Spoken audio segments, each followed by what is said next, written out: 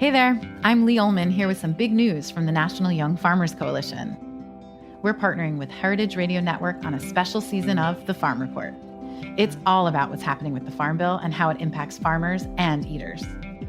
I am growing diversified vegetables on land that's been in our family for 150 years. And so with the pandemic, gentrification, property values going up, we had to sell the land and we lost it.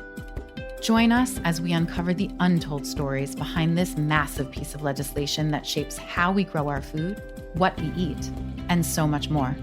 The problems we have had, those are things that come from earlier Farm Bill and USDA policy, right? Like Earl Butts, get big or get out. You know, it's my responsibility to know not only what I'm eating, but then like how that all came to be. And realize like, wow, like this piece of legislation, all this money, like it's technically something that I support as a taxpayer. While Congress debates the next Farm Bill, this is not just an invitation to listen. It's a call to action. Be part of the conversation. Subscribe to the Farm Report on Heritage Radio Network, wherever you listen to podcasts. You're listening to Heritage Radio Network. HRN is food and beverage radio supported by you. Learn more at heritageradionetwork.org. This episode is brought to you by Wisconsin Cheese.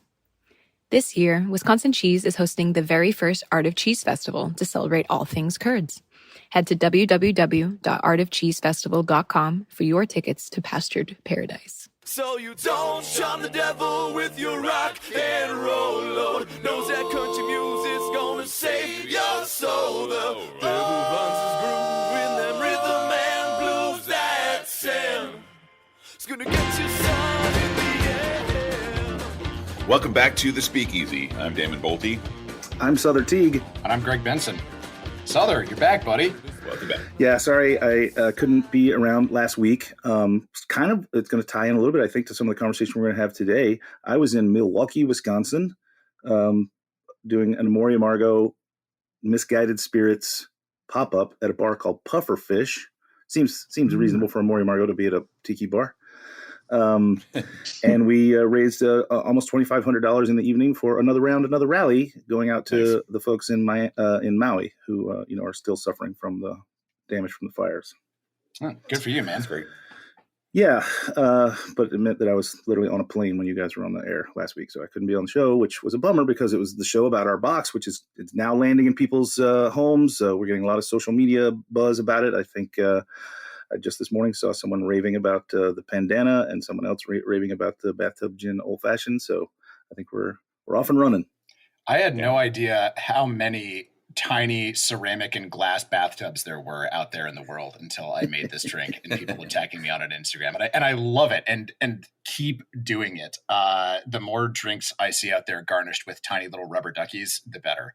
That's amazing. Yeah, and the more people we can introduce to both Shaker and Spoon and maybe Ford's Gin, and hopefully maybe the box will get people that have never heard of us to point it our way. I think it's such a great collaboration, and it's really awesome.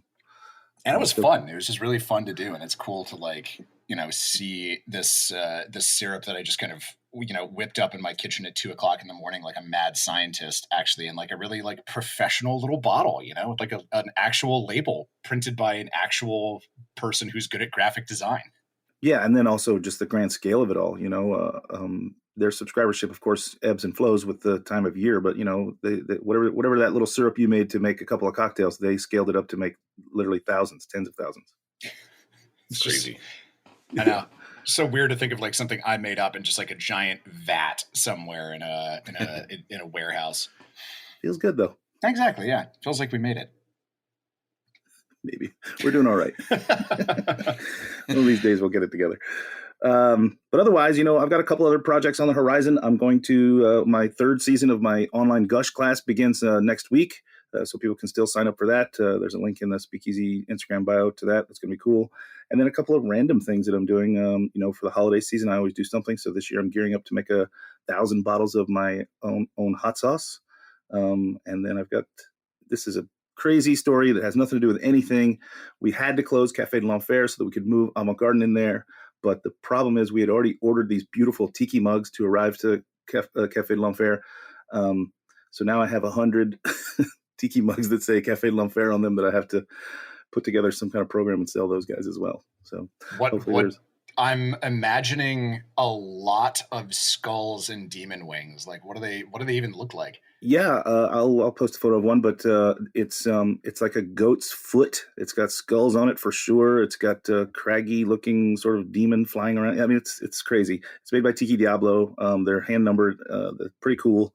Can't wait to do something with them. We closed the bar 3 months ago. They just arrived last week because they were already in production. You can't stop the machine, like it's and the machine being human hands that make these things. They're really cool, and we were really excited to have them up at the bar. But even when we decided we had to close, we reached out to them and they were like, "Too late, guys. It's almost done." So anyway, these are the things that happen when you have to be nimble. Well, I'll take one. I feel like that's a nice wedding same. of my appreciation for tropical cocktails and our Dark Lord Satan. So yeah. Well, there you go. I'll tell you what. I'll say it right here on the air for people to hear and hold me accountable. You'll get cups number 1 and 2, and to make it fair, I'll box them up and mix them up, and I don't know who gets which. All right. Nice. Sother doesn't have a favorite kid. He loves them all equally. That's right. That's right. Well, you mentioned another rally that you were out there for, which is actually been on our show earlier this year. We had Chris was out here talking about that in June for Pride Month and some of the great work that they're doing. Mm-hmm. But we also have some interesting guests in the studio with us who also dovetail nicely into that great organization. Who are you talking to today, guys? Joining us all the way from Phoenix, we've got Kaylee Asher and Jason Asher here to talk to us about, among other things, we're going to get into a little bit of another rally. Welcome to the studio, guys. Thanks for having us. Thank you. How are things out in Phoenix today? Cold? It's freezing. It stormed last night pretty heavily. Our monsoon season is a little late this year, and so it's nice and cool, but humid this morning. Yeah, I was actually going to ask if you got hit by the hurricane at all. Felt like one last night for about 15 minutes. Yeah. It was nuts. You have to get one of those Cafe L'Enfer mugs and serve a hurricane for yourself in it. That's a terrible joke, but I'm just trying to sell these tiki mugs that showed up late for you, Sother. I appreciate it, buddy. All efforts are appreciated. You said tiki mugs, and you mentioned Tiki Diablo, who's a good friend of ours, and the fact that he did a goat's foot for you. Man, that's opening a huge box of opportunity, Danny. I hope you're listening to this. We're coming after you, buddy. Yeah, I think I've got one within reach here. I'll show it to you I'll show you guys. Can't show the audience, obviously, but it's pretty cool. He's such a traditionalist, Oh my God. Yeah. Damn. That's what I'm talking about. He's so amazing. good. That is Danny carved our rad. entire boat. We have a brand called The Undertow, and Danny is the mastermind behind all the carvings and the intricacies and the authenticity for those pieces of art that kind of are, decorate our space. Yeah, they're incredible. And the work they do is pretty powerful. And the reason that it took so long is not because they're lackadaisical or slow. It's the fact that they are incredibly busy and highly coveted. So just getting in the queue with them was an honor. We're waiting and it 18 took, months in. Yep. And it took so long that the bar came and went. We do have high hopes at reopening the bar if we can find another location for it. We have all the decor, obviously, still, but it was a decision that had to be made because we had to move one of our other properties into the space because the space that it was in for 8.5 years became untenable. So anyway, super stoked to have them. They just arrived. I have one, like I said, right here on my desk because I'm trying to figure out how to market this thing and get it out. I would love to see your storage space. Well, I mean, or maybe I wouldn't. How many do you have? 100. Only 100? Well, we made a deal to buy 300, and of course they made 300. But they gave us numbers 1 through 100, and they kept 200 that they're going to sell or market or do something with themselves. And they gave us some, Well, Sother, we do this little thing called Savvy, and it caters to education, and everybody gets something to take away, and we just bake it into the ticket price. So we should talk about getting you out to Phoenix. Oh yeah, do buddy. A class, and we'll move 100 mugs for you in less than probably 90 minutes. Nice. Oh yeah, well, like that. This is great. We'll talk about this off the air. Diablo. yeah. Good. That'd be awesome. I'd love to. It's been forever since I've been to Arizona at all. I'm trying to think right now if I've ever been to Phoenix. So let's get it going. Usually people go to the giant hole in the ground up north. Yeah. Exactly. Oh yeah. I have an Irish friend who went to the Grand Canyon, and she was like, "Yeah, it's nice, but you all are too proud of that thing. You'd think you just took a bunch of shovels and dug it yourselves." You were like, "That was there when you found it." Yeah. We had little impact. So I have to admit, I wanted to bring you all on the show because you guys just won the Spirited Award for Best Cocktail Bar, which, congratulations to both of you. And I would also say congratulations to Phoenix, right? I think this might be the first time a Spirited Award has been in Phoenix at all, right? Of any caliber. Period. So so that's amazing.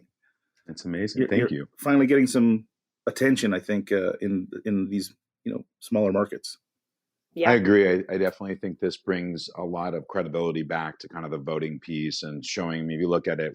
The West Coast really kind of took a lot of those plates home this year, and I think that smaller markets are finally starting to get travel. People are traveling to smaller markets. Mm-hmm. People are getting out, and so that's truly a testament to marketing and working closely with your CVB to get the right people into your market to see what you got going on. And people are getting out again. It's nice. It's finally nice to see travel back to where it was. For sure. 100%. I also think it has, when you look at who won this year, right? You've got Hey Love out of Portland. You had some awards out of San Diego, us out of Phoenix. Happy Accidents in New Mexico. Right. And I mean, Kate's always on the road. She's a dear friend of ours. And she's just really well networked. But, a lot of those markets have event activations in them, right? Portland's got Portland Cocktail Week. San Diego has San Diego Bartenders Weekend. We have Arizona Cocktail Week. You've got BCB in New York, and then you've got SoBe in Miami. And so when you look at who actually won this year, I think the reality is that those types of events are what are forcing people into certain markets that they may not typically travel to. I think historically people would always migrate to New York City to see what people were doing. I mean, I've been into your bar many times, and to get some inspiration, right? And so I think that those event activations are really pushing people into those markets, which is great. I hope so, and I hope that people like me, like Damon, like Greg, are also out there doing our part to give voice to those places. And also, I travel to those places. Like I said, last week I was in Milwaukee. Yeah. This is not a typical cocktail destination city, right? Right. Yet we went to some great bars there. In fact, we went to a bar called Bryant's that boasts having opened just after Prohibition, still operating in the same way. They've never had a menu, so they operate in a way that modern cocktail bars operate, with the chit chat to create a cocktail for you specifically. They claim to be the home of the pink squirrel. That's incredible. That's history right there, and it's in Milwaukee. Oh yeah, yeah, what a claim. But it was great. It was a great spot. It was really dimly lit, and they're like, we don't do menus. We talk to you and consult, and we bring cocktails out. So I mean, these things exist in these smaller markets, and I'm glad that they're getting some attention. I agree. We travel a lot as well, and I think we're always generally very impressed with what we see in other markets. Yeah, I think there's only two or three bartenders I know from Arizona, and they all worked at Maison Premier. So it's like it's kind of a funny thing that, and I'm from Oklahoma. We love her too. Yeah, totally. So about me being from Oklahoma, it's like I really like to champion Oklahoma City and Tulsa as these places that have these great cocktail bars, because now they do. When I lived there and was first getting into bartending, I got to work at the only cocktail bar that was there, and it was nothing like what we see today. So it's just really cool.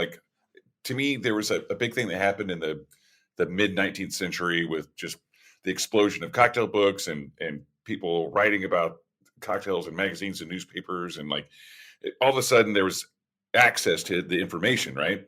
And there was also more distribution of crazy ingredients like citrus. Ooh, that was the new fancy thing, right? But it's definitely like that with, obviously it's been that way for a couple of decades now, but it's starting to really. I remember the first time I saw an issue of Imbibe magazine, and I bring this up every once in a while. It was 15 years ago, probably. And, up until that point, like you were saying, it was always a cocktail from a bar in New York or LA or San Francisco or maybe Chicago. And this one issue came out, and it was St. Louis, Kansas City, and Colorado Springs. And I was like, all right, here we fucking go. This is, it's happening now, So it's cool. And I don't think of any market as like a B or C market. I never really did because I come from a D market, but it's like, I think there's something kind of inherent with being a cocktail lover and a lover of bars that you do have that kind of transient mentality, and that you are, but you like to explore, right? Mm-hmm. And I know I can say that all of us, we plan our vacations around where we're going to eat and drink, and like maybe distilleries we're going to visit or wineries. So I think it's just really cool that people are starting to give credit to these non-New York and California markets, like you were saying before. So, and also, like mentioned Kate Gerwin, like I've been going to New Mexico all my life since I was a little kid. And like one of my biggest things is I love the food there and I love the ingredients. And there's a lot of that kind of sense of place when it comes to Arizona. It's very similar in that way. I have a saguaro cactus tattooed on my arm right here, just for you guys. But there's just a really cool thing going on there. And I love that you got this award and now there's a bigger spotlight on Arizona in that scene. It's so good for everyone. Thanks, man. Because I also get sick of traveling to the same places all the time anyway. Yeah. Well, let's get into that a little bit. You got the award, and it's because your place is such I mean, obviously, you've got great cocktails, but you're also really striving to create an immersive environment. Talk about that some and how that entices and engages your guests. You want me to? All right. We had a small bar called Counterintuitive a while back, and it was our first bar, and that bar changed concept every 6 months. Rather than just changing the menu, we would just change the entire space. We would rip the back bar out, we put a new bar in, we would do a full new menu, we would change all the walls, we would move the walls around, we would do all kinds of things, right? We were fucking crazy. But what it really did was it pushed us to look at this idea of immersion. It wasn't just a menu. Now the place felt like a Mexican restaurant, right? We don't think about going to a spot like a Mexican restaurant and feeling like we're immersed because it's a Mexican restaurant. But really, if I ate Mexican food in an Italian restaurant, it would be fucking weird. So when you go to a Mexican restaurant, you're immersed into their culture by the colors, by the decor, by the smells, by the music, right? And it really didn't change from a bar. When you look at a bar, you're like, okay, I'm in a bar. Where am I? I'm in a bar. Oh, it's an Irish pub. Okay, well, I'm immersed. I'm immersed in Irish culture. Well, am I? Because they're playing hip hop on the music. Mm-hmm. Yes, the walls are made of wood, and so is the bar top, but they're slinging shots of whatever over the bar. So it doesn't really feel immersive. So once we began to kind of go down that road and dip our toe in that water, we literally became addicted. And we decided to do an event, and Undertow was born. And because Undertow was born, Undertow was truly an immersive idea, right? Teague being incredibly immersive, really the precursor to a lot of what we do today, including Century Grand. And we figured if we could do it for Teague and we could do it with a boat, then we could do it for modern, like regular cocktails, and we could do it with something different, in this case, a train. And so Century Grand was born. And eventually the space evolved. During the pandemic, we lost our lease for the Undertow. Negotiations didn't go well. And the only option we had was either to sign a new lease, find a new location and start over, or move it into a pre-existing space that we had room for. We unfortunately had just invested funds and money in building out a humongous restaurant. But that same cost seemed better for us than to sign a new 10-year lease, which could total $2-3 million, depending on how much that lease was valued at. And so we moved it in. And when that happened, the space really became alive. We had to figure out a way to join a boat and a train into one space. And we did that through a rick house. And we did that in such a way that I call it our docklands. It's this idea of the transcontinental finally connecting the East and the West. And instead of a ship taking weeks to travel around the country to get to the other side, they're picking up in port, and in days they're shipping it across the country. And really that is that spot. That is that spot where our worlds collide in the building, and you enter this rick house and the building is full of haze, so that all the corners are curved and all the illusion is really there, and we want you to kind of allow yourself to let go. And once you get in, and you begin to navigate through our space. If you're there to catch a boat, you board a 19th century clipper ship modeled after the Flying Cloud. Or if you hang a left to go into the train station side of Century Grand and board the train on platform 18, you're taken through the bayou on a train ride where the seats vibrate with every single nook and cranny on the track. Or if you're waiting for a train, you just pop out and you get off at platform 18 and you walk across right into the apothecary that is the Grey Hen. And those bars together really make up what is the Century Grand. And the Century Grand is this really special space that ebb and flows like you would imagine a busy London Dockland kind of vibe, where there's a lot of people hustling and bustling, coming and going from the bars, but there to create an amazing experience. And of course, some of the drinks come with theatrics. Some of the drinks come with a skit to really kind of pull people into the moment. So I think, Kaylee, did I cover it all? So yeah, I mean, I think you explained it really well. When we had to merge these two concepts together during COVID, we really had to focus on just eliminating kind of the low margin items, right? 6.5 months closed, not too bad in consideration compared to other markets. And I was selling booze out the back door, launched an online store, and I had Jason doing virtual cocktail happy hours, teaching people how to make the drinks every single weekend. It felt like it was prohibition again, me just slinging whiskey up the back. But, Grey Hen was there, and it was a whiskey shop. We have over 500 different whiskeys from all around the world in that space. And then obviously other high-end spirits in addition to that. And we, put a fully functioning bar in that space in 2020. And then we also added the trees and kind of this patio area directly outside of the whiskey shop. So it really is this kind of fully immersive space. The train has a horn, it goes off, it blows smoke bellowing out into the space. There's these little like fake fireflies that spin around in the sky. And so when you come in, you hear all of these sounds, you see kind of all of these key elements. And then, as Jason mentioned, inside the train, there are these kind of low frequency subwoofers that really lowly vibrate the seats, obviously not in the bar stools because we can't install them in the bar stools. But so when people do sit down, they feel, so it's just sight, sound, smell, taste. You're fully immersed with all of your 5 senses into this completely different environment. And really, I think the point of that was to get people to kind of just step out of their everyday life, right? The whole point of Teague historically was to allow people to escape from their daily life. They, it really launched and emerged through the Great Depression, and these people couldn't afford to probably travel or take vacations, and travel international wasn't wasn't prominent back then. And so it was that same kind of pillar that we wanted to put into the rest of those concepts, was how can we get people to just let go and be with us and be in the present and be with the people that they're with for 90 minutes, right? That's our ask. Mm-hmm. You got 90 minutes, be fully immersed in this environment and just kind of not think about what else is going on outside of these walls. As a guest, if I arrive there, is it standard for me to choose one and stick, or do people maneuver through the space while they're there? It really depends. We have 3 different reservation systems because they are their own entities. Mm-hmm. And so a lot of guests will book one. Platform 18 is probably the busiest and the most popular, with Undertow being the second busiest, but Undertow also has more seating. So they generally run really great numbers.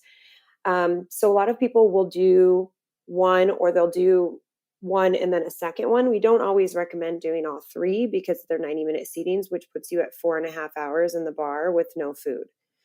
Sounds amazing. It's a little dangerous.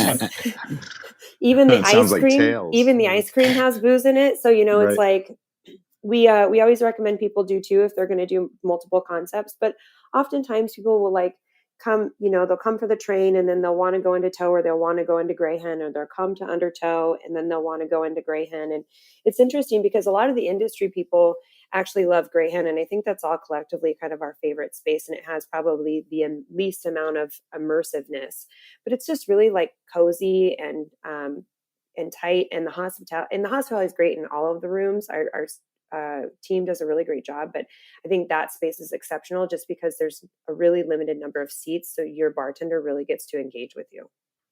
That's so cool. I mean, it sounds fantastic, and it's making me want to book a flight to Phoenix right away. Yeah, if there's 3 Tales of the Cocktail award-winning radio hosts that show up, can we do the 4.5-hour experience? Yes, I'll put you on the 4.5-hour tour. You're veteran. And I'll Cool. feed Yeah, you. veteran. I'll feed you before or after. We'll sign the waiver. It's Done. Yeah. Well, in the notes that you sent over about the show today, the one that caught my eye the most, because it's something that I strive to do as well. I want to hear you talk and tell us about what it's like to run a cocktail bar driven by data and facts more than it is by emotion, because I feel like a lot of us get into this field because we love it and we're passionate. And frankly, I think all bartenders are alphas. And so we all want to be the top dog.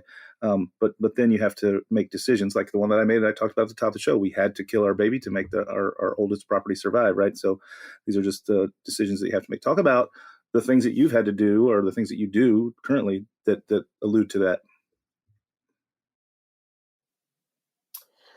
Well, I think Jason could probably speak on the implementation of the back of house inventory management system, and then I can touch on marketing analytics and just how we collectively meet together as a team to review data. Jay, do you want to talk about inventory? Yeah. Okay. So, we've always ran a fairly tight ship when it comes to our numbers. Everything is really driven around spreadsheets and factual data. When we moved Undertow into the building, it brought in an additional 50 drinks. So the building now was starting to flex at 125 to 130 drinks in one building, and all of it was custom. Every single drink had 2 custom ingredients in it, maybe more, depending on the program, depending on the extensiveness of the program. And so it was really, really challenging. And I had a hard time managing the growth of our team members, the growth of each room, because the streams began to cross a little bit. And even though as a whole, our numbers look tight, they could be better. And there was no way to really manage the individuals within the rooms or the rooms themselves while only having like one set of data to look at. And so we broke everything into parts. We broke every store into its own store so that we could look at it, in a really clear and I would say factual based way so that we could then coach our teams. In addition to that, to keep things clear, then we laid in software to manage the inventory on the back of the house and converted our back of the house into a commissary, which was humongous. It kept everything really clean. And then now we run our entire company like a hotel. So everything comes into a commissary, it turns into something new, and then the bar's requisition. Got it. Place an order from the commissary, and then the commissary sends things out. Yeah, so for stores that operate independently, it's like a 30 to 40% subsidized by the commissary, 30 to 40%. For stores that are in the building where the commissary is, they're subsidized 95% by the commissary. Right. Yeah. So they run really low inventories. Like an Undertow in Gilbert holds a $60,000 inventory, and we can manage to that and we can coach to that. And then the Undertow in Arcadia, our flagship, our old OG store, holds like a $19,000 inventory because they don't need to hold anymore because the commissary is right there. Yeah. So for our listeners, because I've done this before with a group that I used to run, and it made such a huge difference on the P&Ls and COGS at the end of the day, right?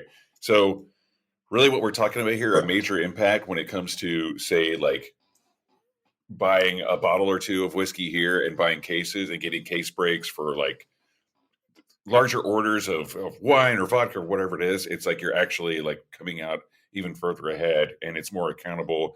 And like what Sother was saying, it's like with Cafe L'Enfer, it's like they had to replace that with one of their oldest properties, but L'Enfer can come back, and definitely it doesn't have the longevity or the history that it was Avant-Garde, right? Mm-hmm. Yeah. So, but just from that data, just looking at it, you can kind of make bigger decisions on how to really kind of streamline and improve each one of the stores, as you put it, Jason. So just wanted to kind of like break it down that way for the listener, because it is really cool once you get into it. It's like understanding how you can actually be profitable with each one of these entities under the umbrella, right? And that's why you do it. Yeah, I mean, and the other thing is it helps to provide, I think, easily digestible data data that is easy for a bartender that's learning, up and coming, climbing the ladder, trying to be a bar manager, or a bar manager trying to be a GM or whatever. It gives them another way to look at data. And I think bartenders look at things in a very specific way, and business owners look at things in a very specific way, right? Bar managers want to know what their pour cost is, and owners look at very different numbers, including pour cost. But again, this provides better data, digestible data. And they can tell me, I could say, hey, tell me what you used in lemon yesterday. And they could say, oh, I used 87 ounces of lemon juice. In fact, every Tuesday, I only use between 80 and 90 ounces every Tuesday. Oh, great. That's really good to know. And I can tell you to the minute, you know what I mean? So because the data is much easier to find and digest, it gives our bar managers the empowerment to make better decisions, to make more price conscious, inventory conscious decisions. And I think that's huge. And that gives them the factual based decision making. And they can say, hey, listen, we sandbag 10%. But it just so happens that this one drink that uses grapefruit went nuts today, and we needed 4 more quarts of grapefruit. And you can't judge, you can't make that call, but they can get close, right? And now all of our waste now goes back into repurposement too. So anytime things comes back, they get turned into something new, and so we don't really throw anything away anymore, which is also really awesome. And the commissary is part of that. Yeah. But even on just on a payroll kind of perspective for your staff, like for whoever's on prep, whoever's juicing those quarts of lemon juice and grapefruit juice, and that we need 90 ounces, and not this guesswork of we're just go ahead and do 4 quarts today or whatever it is. It's okay, I've banged out the 90 ounces, now onto the next thing. So you get more productivity out of the staff, and it's that's a big part of it too, right?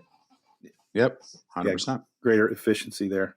Well, listen, what does the staff say when you put these tools in their hands? I'm just curious, because I know bartenders can be very sort of pie in the sky, creative dreamer types. Definitely not speaking about myself here or anything like that. So I can imagine there might be a little bit of I don't need data, I'm an artist. But when you give these things to your staff, what's sort of the reaction? How do they feel once they have all of this data at their disposal? I would say they feel empowered, 100%. I mean, it's really great when somebody feels like they own their business. Totally. And that's kind of the way we talk about it. Are they owning their business? Do you know your business? Talk to me about it, Hey, why did you dump 2 quarts of lime juice last week? What happened? Oh, I overestimated. I didn't pull my numbers from the previous 4 weeks to adjust my average, and that's what happened. I'll make sure that I do that next week. Okay, great. And then it goes back to the kitchen, and then they strip it down, turn it to clear, and then we repurpose it in another clarified application. I would say that the 2 of the 3 women that are bar managers for us have been with us for 4 years. One just hit her 4-year anniversary, and the other one is on her almost to her 4-year anniversary. And I would say that when they came in and began working with us, maybe that was a little bit more of their personality. But as they have, grown and developed while being employed with us, they really are very receptive. I think that a lot of people come in working for, or wanting to work with our business, knowing that they're going to come out better on the other side. And so there's a lot of people. I would say that Jason is a huge mentor in this community. I mean, he's one of my biggest mentors. We've been together for 10 years. And when I met him, I was a bartender. But, we have 2 individuals that own 4 bars here in town that used to work for us for 4 years. And then 2 other individuals that are owner operators for another cocktail bar in town. And so, and then one of our other individuals that was just with us for 5 years just left because he wants to go and do his own thing. So, I think there is a history of people that work with us, and, training these people to understand data and being able to operate a business based on facts and based on number is only going to be better, because I think that's the reason why we have such a high failure rate in the restaurant and bar industry is because they are not prepared. A lot of them don't have a formal business education. They're not prepared to understand or digest data. They don't necessarily know how to run a P&L. And then in addition to that, they don't have a general understanding of marketing. And so, it's kind of this perfect storm of not having enough information or having somebody who's a mentor to actually give you the right information so that you learn how to actually manage your business. Yeah. So you guys are creating this beautiful sort of family tree out there based on the knowledge and opportunities that you give all your teams. I want to take a quick break and hear from our sponsors, but I want to come back and talk to you about your self-published book, Mise en Place Marketing, right? Which is kind of what you're about to lead into, a little bit of the marketing talk, which I think is highly valuable and extremely important for people in our business. So everybody stay tuned. We're going to come right back and keep chatting with our friends from Phoenix. This episode is brought to you by Wisconsin Cheese. Wisconsin certainly knows their cheese. The only state that requires a license to cheese, they take the craft very seriously. That's why this year, Wisconsin Cheese is hosting the very first Art of Cheese Festival to celebrate all things curds. From September 29th to October 1st, you too can join the Jubilee. Over the course of the festival, you can learn how to pair cheese like a pro. Art of Cheese is thrilled to offer classes on pairing cheese with wine from the industry's leading sommeliers, cocktails from spirits experts, chocolate, and coffee. Yes, coffee, with cheese, from a former cheesemonger. At Art of Cheese, you can level up your artisanal cheese-making knowledge with a curds-on deep dive amongst the cream of the crop and celebrate all things cheese by dancing the night away as the belle of the Wisconsin Cheese Ball. You won't want to miss out on finding your next favorite cheese at the party of the year. Head over to www.artofcheesefestival.com for your tickets to Pastured Paradise. And we are back. You're listening to the Speakeasy here on HRN, and today we're talking to our friends Jason and Kaylee Asher of a bunch of different concepts out in Phoenix, a bunch of different Spirit Award-winning concepts out there. Before the break, we touched a little bit on marketing and running the business side of a bar, which is not a skill set that I think you find a lot in people who are attracted to this. You know, this line of work attracts a lot of, kind of Jack Kerouac free spirit types. But Kaylee, you have a book out about marketing that you published yourself. So tell me a little bit about that and kind of what some of your goals were for that book. Whose hands did you want this book to wind up in? Sure. Here it is.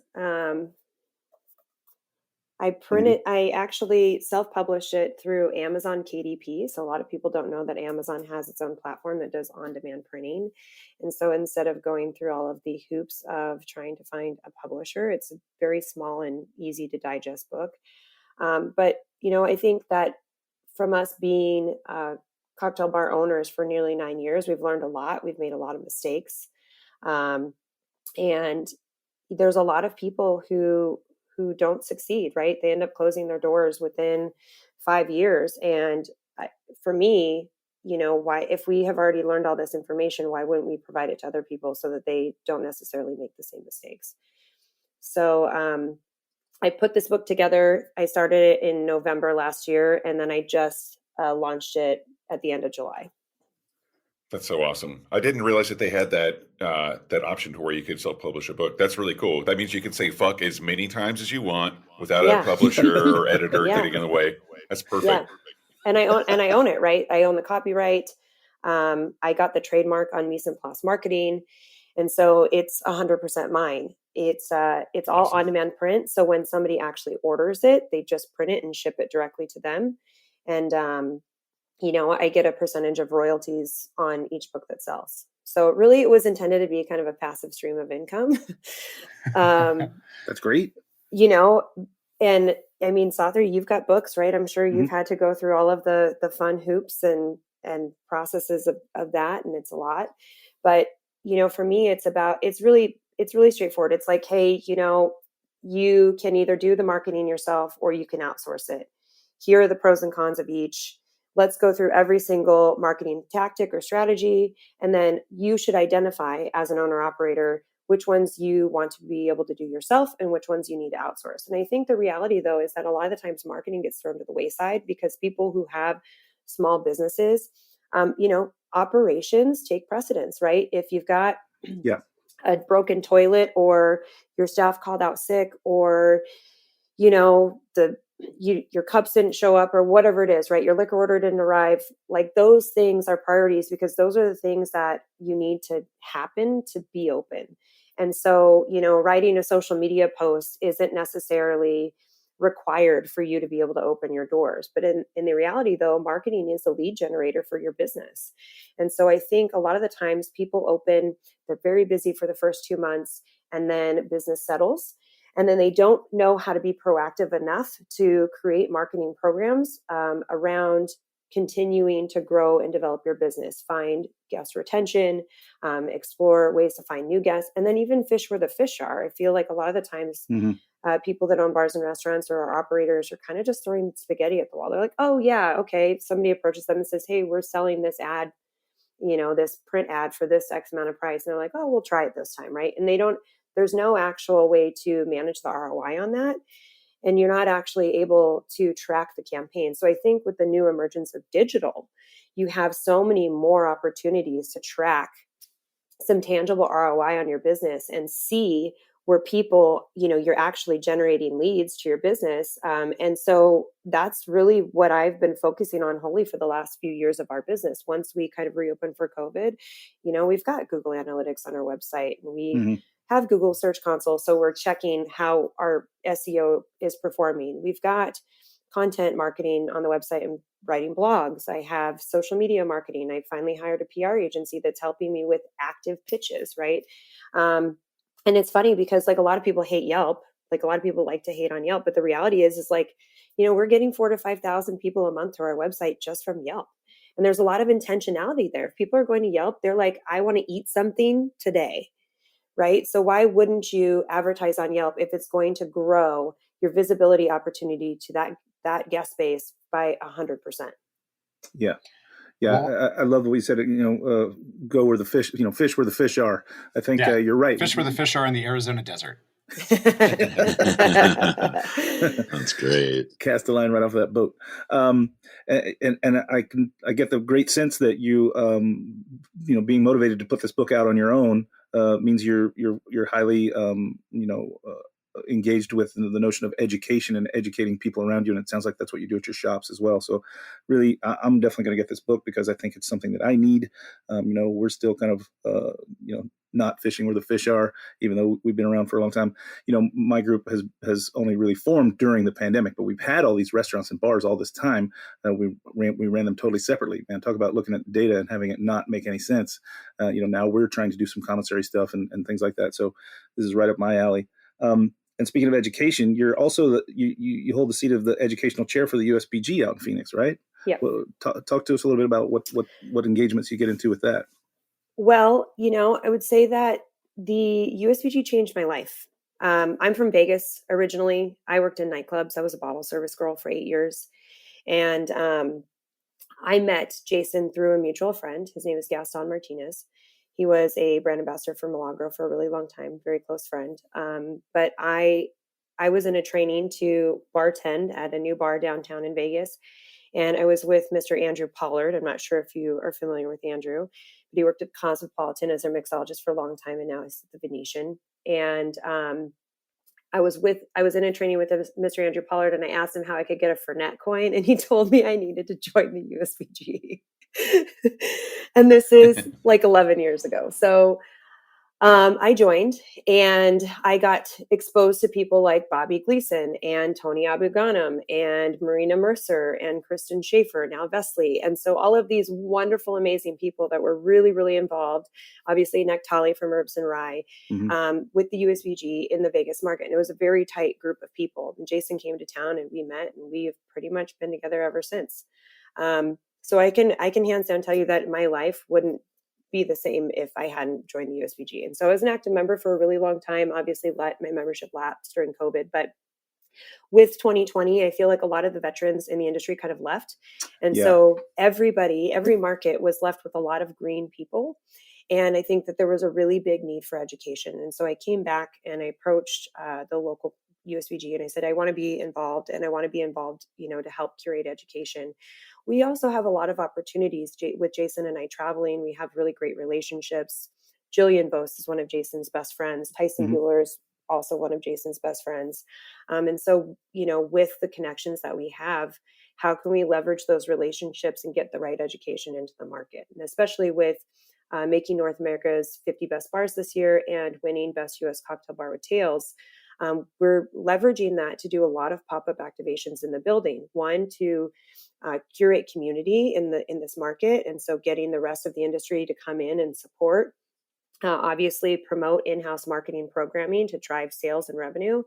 And then also we're requiring all those people to do a masterclass. And I think that's what we're seeing a big shift in as a whole internationally. If you're doing any type of pop-up activations in London or Mexico, or even like we're going to Singapore soon, a lot of people want you to do some sort of class component. Yep. And we've been doing that for a really long time with our Savvy programming, but we're requiring all those people to teach a class. And so we just had Kevin Dietrich from PCH, who is an amazing person and has an amazing team come and pop up.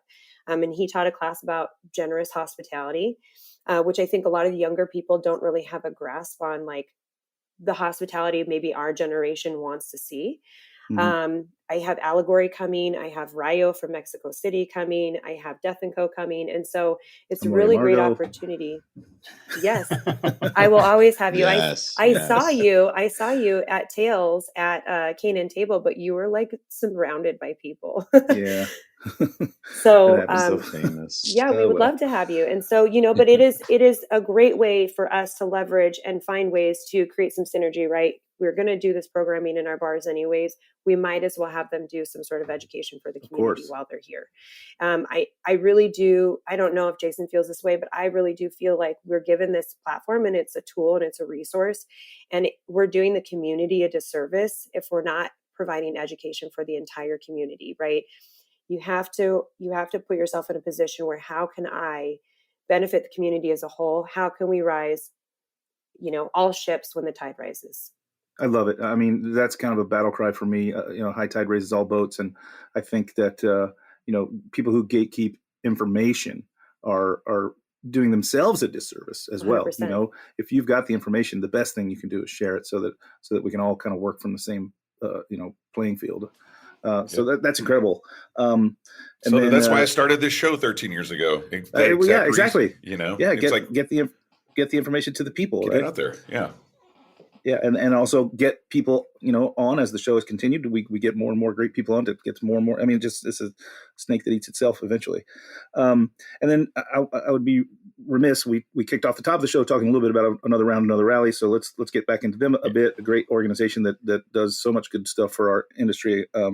And your Skylight again. I don't have any of my notes here. I lost it somewhere. But talk about the Skylight thing that you're doing. Yeah. So back in 2020, as we were reopening from our closure, I really wanted to, I had talked about doing it before COVID happened. I wanted to really do this kind of like female chef paired dinner with female mixologists, because there was a lot of really amazing female chefs here in Arizona. And then obviously we closed. I wanted to do it around National Women's Equality Day, but it's in the middle of August and nobody wants to sit outside in a restaurant in the middle of August in Arizona. So I was trying to figure out how I would make that work. It's like trying to get people to come to New Orleans in July. Yeah. We're going to work. I don't mind it, but, so I decided to shift, right, to do an entirely like bottled cocktail program. And so I handled it myself. I asked some of the top female mixologist brand ambassadors to be mentors to 7 female bartenders here in town in Phoenix. And so I had, people reach out. I just reached out and I was like, hey, would you love to do this like maybe 6-week mentorship program? And so the people that were involved were Lynn House, Charlotte Voicey, Jenna Murray, Karen Grill, Aaron Hayes, Anne Louie. So it was like Anne Louie. And so it was a really, really great group of women. And then I just paired them with another female bartender in town. And so they came up with their cocktails with them, and they kind of and it was very casual. It's like, hey, help them talk about ideating drinks. Right. And so they all came up with their own final drinks.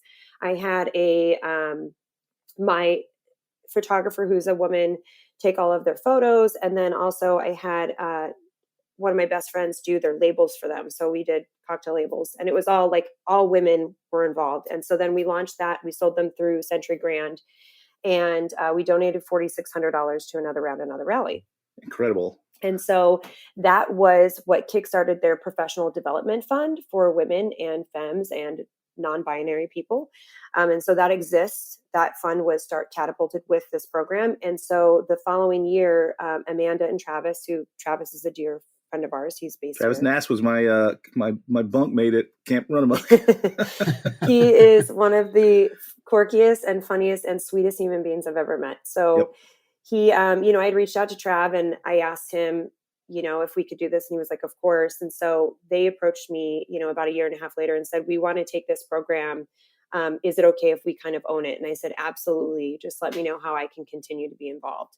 And so, you know, last year we were opening another Undertow location. And so he really wasn't participating that much, but they were able, and Misty really was a big part of kind of organizing the structure. And so they're creating a little bit more format. So they know they have very specific meetings where people are required to go to these classes, and it talks about leadership and it talks about building your resume.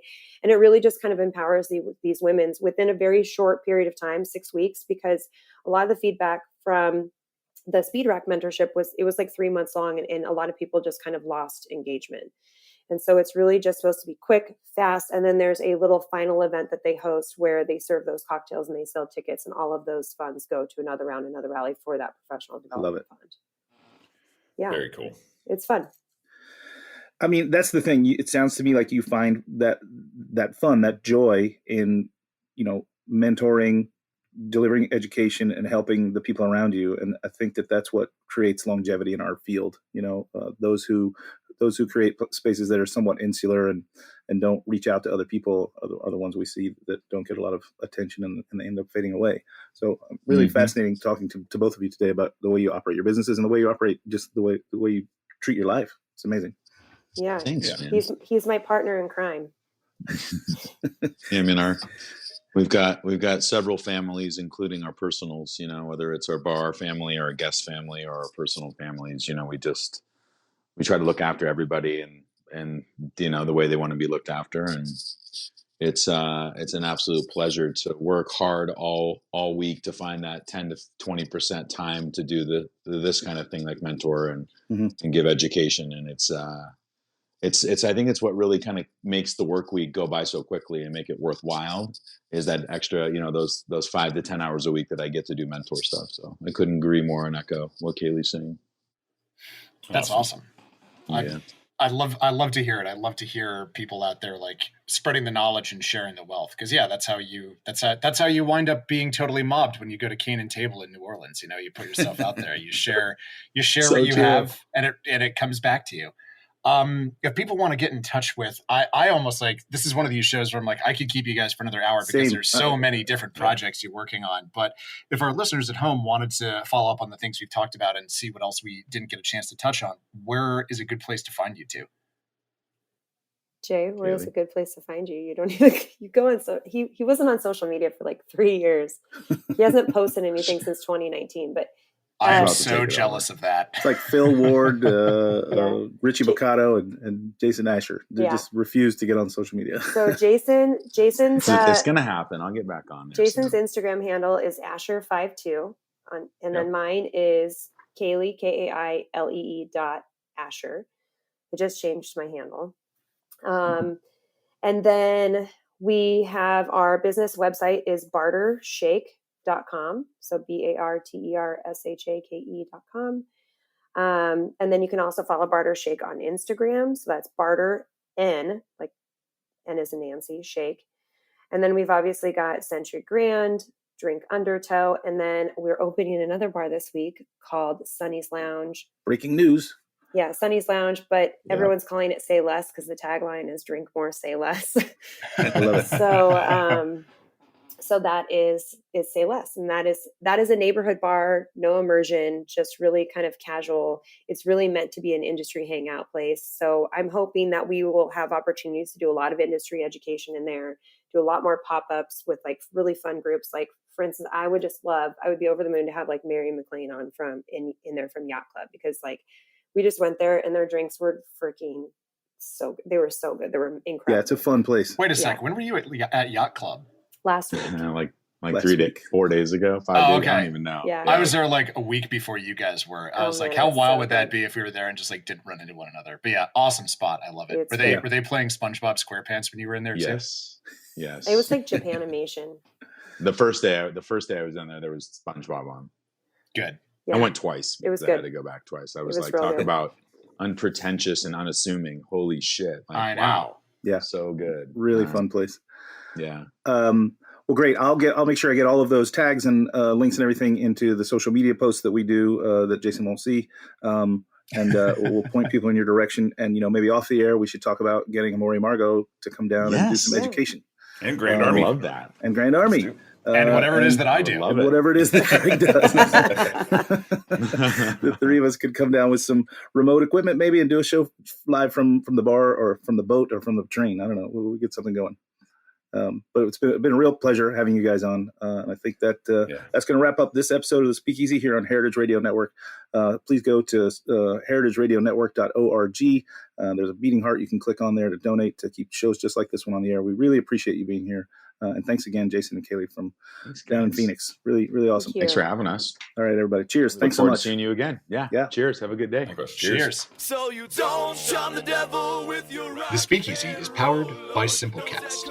Thanks for listening to Heritage Radio Network, food and drink radio supported by you. Keep in touch at heritageradionetwork.org/subscribe.